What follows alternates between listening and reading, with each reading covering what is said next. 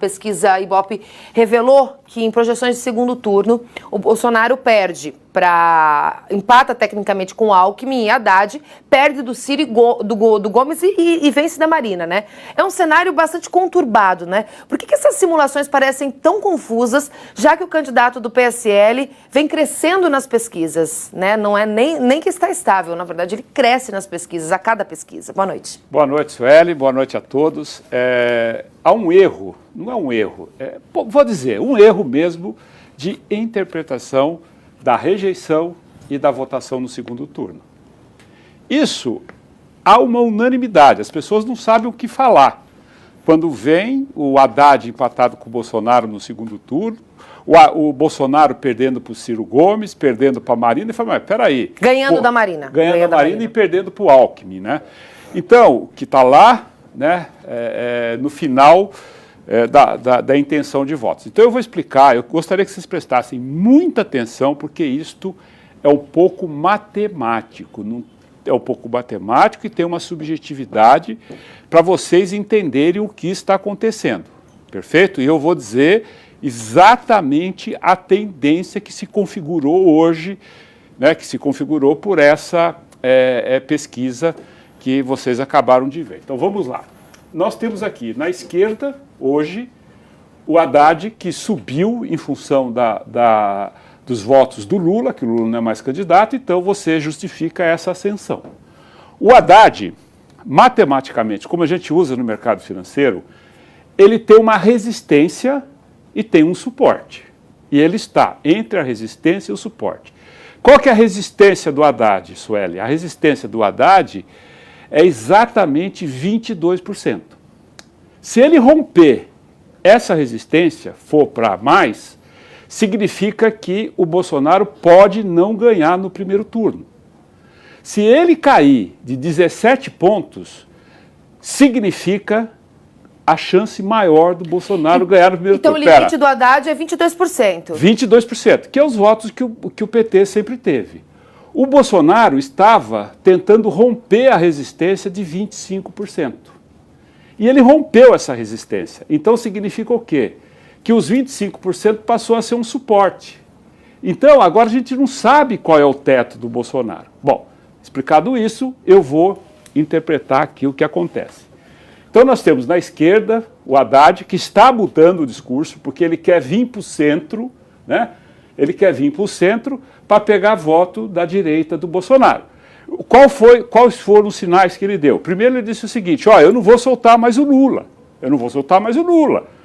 Aí, bom, então ele está tentando fazer o que o Lula fez lá em 2002. É convencer o eleitor de que ele é bonzinho, que ele não é esse bicho papão. Isso ele vai fazer. Perfeito?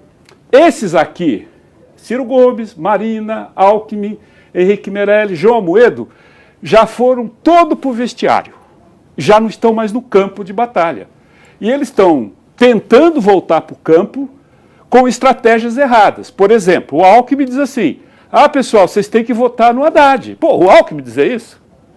Quer dizer, ele está trabalhando para o Haddad? E o Ciro Gomes já disse o seguinte, eu não voto no Haddad. Então, esse pessoal aqui está desidratando, né? Então, eles estão fora do jogo. O Alckmin, se ele perder 60% dos votos que ele tem, que seriam 5 milhões de votos, ele dá a vitória para o Bolsonaro em primeiro turno. Ele dá a vitória. O único que pode passar voto para o Haddad é o Ciro Gomes, mas ele já disse que não vota no Haddad.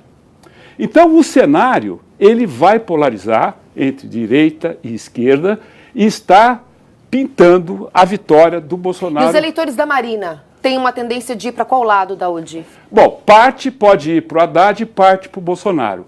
Eleitores do Henrique Meirelles, totalmente para o Bolsonaro, do João Amoedo, totalmente para o Bolsonaro, mas eu vou ficar só no Geraldo Alckmin, porque ele é o eleitor que está com, o candidato que está com 6%, se ele desidratar 60% desse percentual e esses votos forem para o Bolsonaro, que provavelmente vai, porque quem vota no PSDB não vota no PT, isso dá ao Bolsonaro vitória no primeiro turno. Então, o cenário que está... Agora, por que tem a rejeição? Vamos falar da rejeição, isso é importante. Porque é o seguinte, é simples. A rejeição você tem uma opção, duas opções de votos.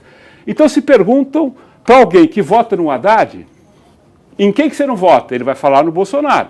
Se perguntar para esse pessoal aqui do centro, centro-esquerda, centro-direita, quem que eles vão falar? No Bolsonaro.